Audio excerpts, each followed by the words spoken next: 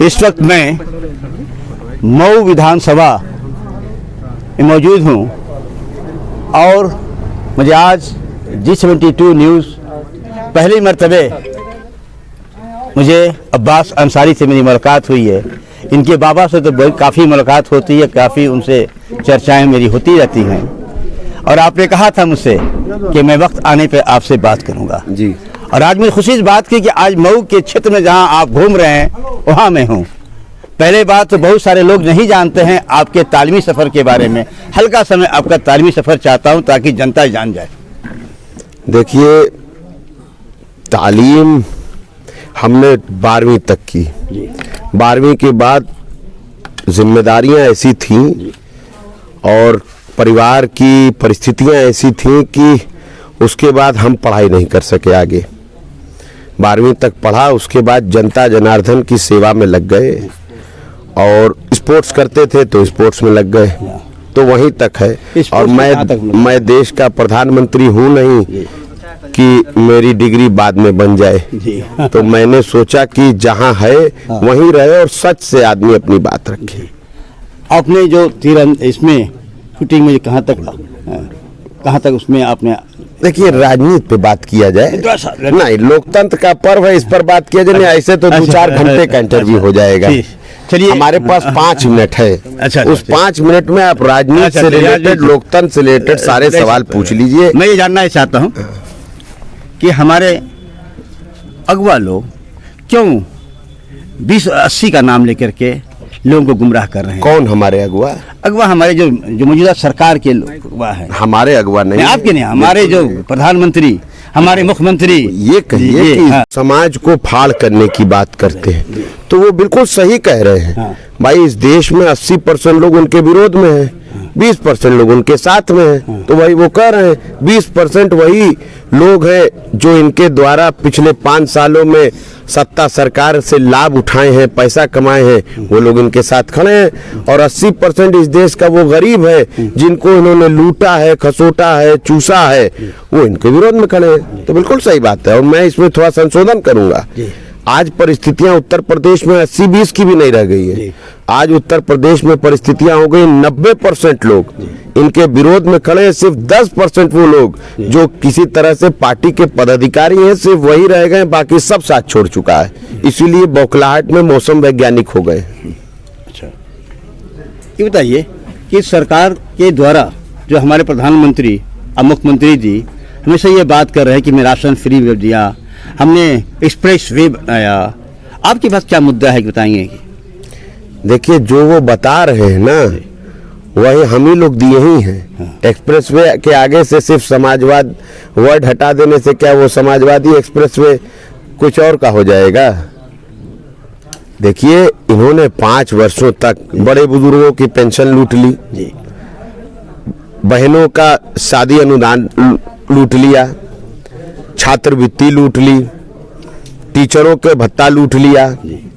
तो सब कुछ लूट करके एक कहा कि हमने फ्री में कोरोना की वैक्सीन लगाई है। तो आपकी उम्र लगभग 60 बरस होगी जी।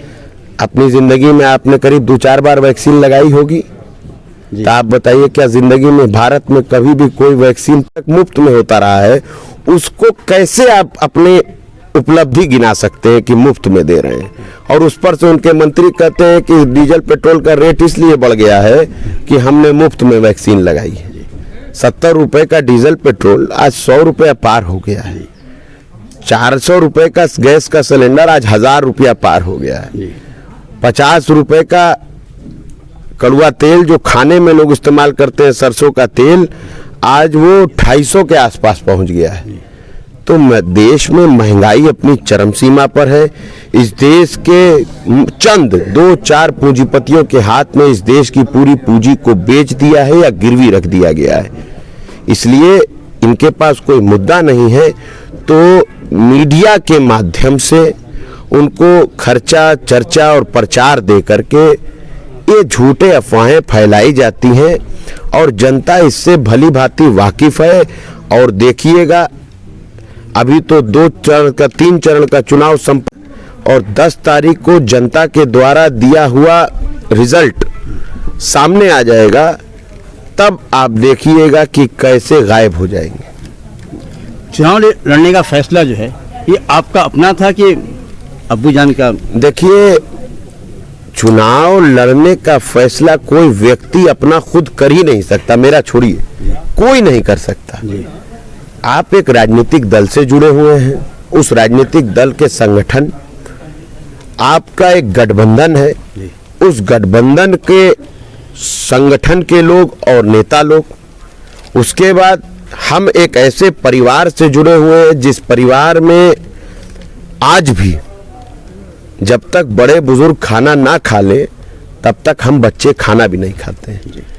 तो इन सब की डिसीजन और परिस्थितियां कि विधायक जी का पर्चा दाखिल ना होने देना, कोविड काल के नाम पर रुकावट डालना, बीच में हजरत अली के यौम पैदाइश की रुकावट डालना, उसके बाद रविदास जयंती के नाम पर छुट्टी का हवाला देना, इन सब बातों से एक माहौल बनाया गया था कि 5 वर्षों तक जिस आदमी के नाम पर प्रदेश में सारा कुछ किए हैं, अगर वो आदमी फिर चुनाव लड़ेगा और जानते हैं कि बहुमत से जीतेगा और भाजपा की जमानत जब्त हो जाएगी, तो फिर मुंह कैसे दिखाएंगे। इसलिए इन्होंने साजिश करी और जनता ने आशीर्वाद दे करके, पार्टी के नेताओं ने और घर के बड़े बुजुर्गों ने आशीर्वाद दे करके कहा कि इनके इस बात को सही मत साबित होने दो, बाप लड़े चाहे बेटा लड़े, बात एक ही है,